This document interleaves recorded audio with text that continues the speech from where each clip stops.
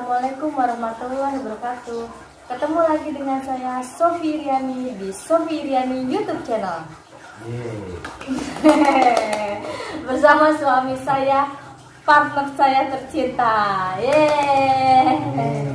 Apa pakai kacamata Hitam. terapi? Oh, Bukan kacamata hitam. Ini kacamata terapi. Jadi ya mohon maaf aja kalau misalnya pakai, harusnya kan dibuka yang apa yang sopan kan dibuka ya. Ini bukannya ini karena memang lagi coba mengurangi minusnya, karena minusnya udah parah banget. Udah gede banget. Jadi kalau misalkan nggak pakai kacamata itu sebetulnya nggak berbayang, nggak jelas gitu. Makanya pakai terapi supaya bisa tetap melihat walaupun nggak pakai kacamata. Tapi enak nggak sih ngeliatnya itu? Sebenarnya pusing karena Soalnya bolong-bolong itu ya. justru bolong-bolongnya itu terapinya. Jadi si mata itu dipaksa untuk fokus ke satu titik. Ini tanpa lensa, tanpa kaca lensa, ternyata memang mata kita tuh ternyata emang bisa normalnya tuh bisa melihat sesuatu itu nggak berbayang, nggak ini. Itu kan kalau minus tuh kan ada kelainan di ininya, di lensanya. Jadi kalau ada titik-titik ini malah si mata dipaksa untuk dibiasakan untuk melihat di satu titik gitu. Jadi itu Jadi fokus gitu ya. sebenarnya pusing. Terus lebih pusing daripada pakai kacamata karena mata kita jadi yang tadinya biasa lebar ini jadi fokusnya jadi kecil. Tapi emang begitu terapinya. Lu pernah nyobain tuh, kayaknya pusing banget, nggak enak malah. Iya. Jadi kayak apa ya? Ya itu karena bolong-bolong kayak gitu. Jadi melihatnya harus fokus ke satu lubang, salah satu yang jelas namanya. Tapi itu memang dari kecil ya pakai kacamata.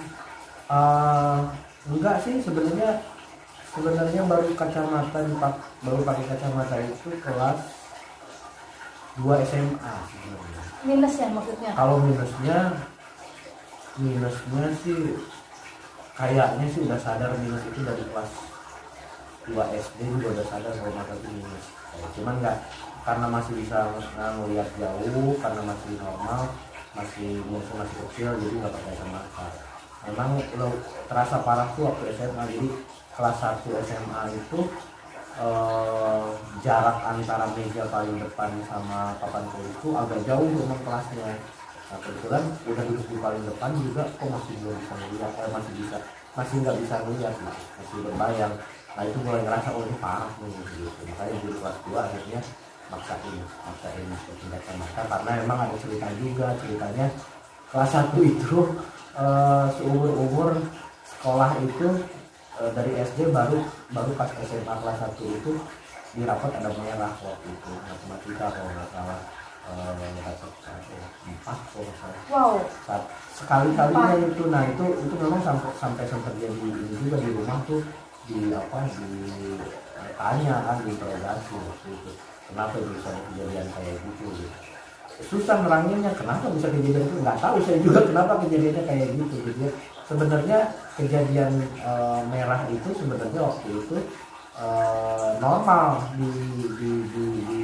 di sekolah itu normal waktu biasa itu. Aja ya. Bukan biasa aja, artinya gini, waktu itu gurunya namanya Pak Ayu Suryana. Sudah pai.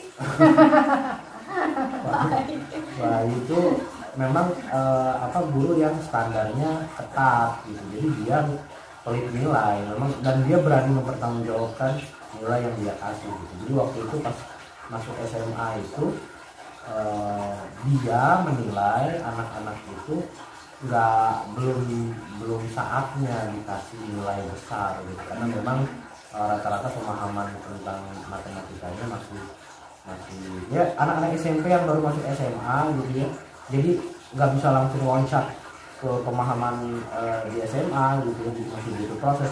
Jadi menurut Pak Ai bukan nggak layak ya, nggak bagus kalau anak-anak yang emang masih berkembang dikasih nilai tiba-tiba tinggi gitu. Jadi Pak Ai itu justru karena memang masih berkembang ya wajar kalau dikasih nilai rendah. Jadi waktu itu nilai tertinggi itu satu SMA itu 6. Jadi angka 6 itu nilai paling banget tinggi ya. Dan cuma satu orang yang dapat. Itu dari berapa ratus ya anak SMA waktu itu. cuma 1 orang, sisanya memang 5, 4, rata-rata 4 memang, nggak ada yang di bawah 4. Jadi artinya Pak Ayu tuh bikin standar sendiri gitu. Jadi kalau ada anak dikasih nilai 4, itu bukan berarti dia bodoh, tapi emang standarnya Pak Ayu tuh gitu. Jadi kalau misalkan kamu rata-rata ya kamu 4, kalau kamu lumayan ya kamu 5, kalau kamu bagus kamu 6. Jangan mimpi punya 9 gitu. Kalau mau 9 berarti harus super gitu, super pinter gitu ya. Kalau misalnya anak sekolah nilai matematika 9, bisa nggak dia mempertanggungjawabkan nilai 9 yang dia dapat? Karena 9 itu udah hampir sempurna, bukan hampir sempurna, malah kalau kita kuliah 9 itu Ya. cum laude, gitu ya, cum laude, malah hampir semua cum laude gitu ya. Nah ketika udah sampai ke level itu kan harus bisa bertanggungjawabkan. Sekarang ada anak SMA misalkan nilainya 9 matematika, sejago apa matematika dia sampai 9? Jadi waktu itu karena susah ngejelasin kayak gitu ke orang tua, kenapa nilai kamu 4, susah ngejelasinnya, terlalu panjang gitu ngejelasin kayak gitu, orang tua juga mungkin nggak akan menerima gitu. Jadi alasannya waktu itu matanya udah makin parah, udah duduk di depan masih nggak kelihatan. Jadi begitu matematika udah kacau banget gitu, karena kalau pelajaran yang lain kan kita bisa dengar ya, kalau misalnya Pas dicek ternyata benar. ternyata benar, jadi barulah pakai kacamata. Nah, sebelumnya sebenarnya udah harus pakai kacamata, cuman masih bandel, nggak pernah ngomong kalau mata itu udah bermasalah. Itu. Tapi benar nggak sih katanya kalau kita kasih itu gara-gara suka baca buku yang suka baca buku sambil tiduran, terlalu dekat, terus nonton TV terlalu dekat. Pengertian mata minus itu apa sih? Ya matanya berkurang penglihatan. Bukan, kalau berkurang mau buta tuh ya, kalau berkurang penglihatan. Bayang. Bukan. Mata minus itu atau mata plus itu kondisi di mana lensa mata itu posisinya nggak pada tempatnya. Lensa mata itu apa namanya? Pupil ya pokoknya gitulah lensa mata itu. Nah lensa mata itu kan lagi kurus, bisa melebar, bisa mengecil. Kalau kita melotot itu dia melebar, kalau kita fokus itu dia mengecil. Nah, ketika misalkan kita baca buku sambil tiduran, kan jaraknya nggak bagus, jadi mata akhirnya nggak sehat. Nah, itu jadi terlalu kerja keras gitu matanya. Ya, jadi si lensanya itu jadi nggak pada tempatnya, posisinya bergeser, makanya kan dia berbayang.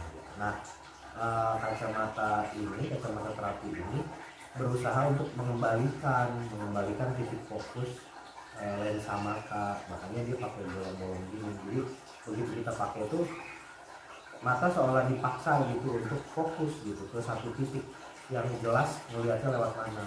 Jadi tanpa harus pakai kacamata yang minus kayak gitu, ini udah bisa bikin kita bisa melihat. Kayak misalkan saya bisa baca tulisan di sana, saya bisa. Sekarang bisa nggak? Bisa. Terus Karena pakai ini aja tulisan di TV ini yang running text ini saya bisa baca dari jarak sebelah sana. Pakai ini. Oh gitu beneran? Iya beneran. Karena sih pernah pakai pusing banget. Ya karena nggak fokus ke satu titik, karena ngeliatnya ke semua jadi pusing. Coba belajar fokus ke satu titik. Ketika udah fokus ke satu titik bisa baca. Artinya mata kita tuh normal sebenarnya, cuman posisinya lensanya yang bergeser gitu. Gitu doang sebenarnya. Tapi pakai kacamata itu juga sebenarnya nggak bikin mata jadi sehat. Kayak kacamata itu masih enggak. Iya sih makanya sih dibuka.